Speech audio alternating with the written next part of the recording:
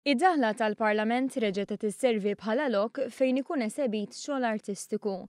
Din id-darba l-iskop mhuwiex biss dak li jkun apprezzat it-talent ta' bosta artisti, iżda wkoll li permezz tiegħu tkun mejjuna id-Dar tal-Providenza. Fil-fatt, l-arti esebita se tkun ikkantata bidħul kollu imur għal din id-dar. B'kollox hemm il-fuq minn 80 biċċa tal-arti li nataw lid-Dar tal-Providenza minn artisti lokali u barranin. Jispikkaw ix-xeni ta' żbuħija ta' Malta, il-pajsaġġ u l-kuluri vibranti f'diversi mill-pitturi għal-wiri. Id-direttur tad-dar, Father Martin Mikallef, qal li l-irkant sar avveniment importanti fil-kalendarju tad-dar.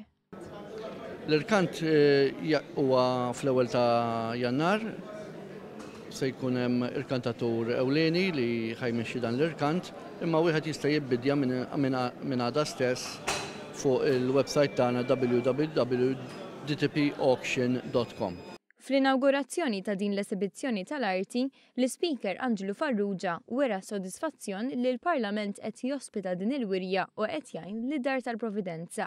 Għajnuna li hija apprezzata mid-dar li tant għandha bżonn appoġġ.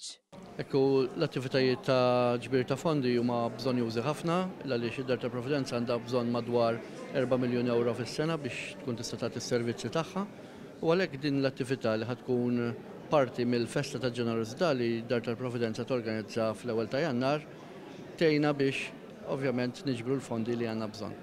Il-wirja tibqa' miftuħa sa 23 ta' Diċembru.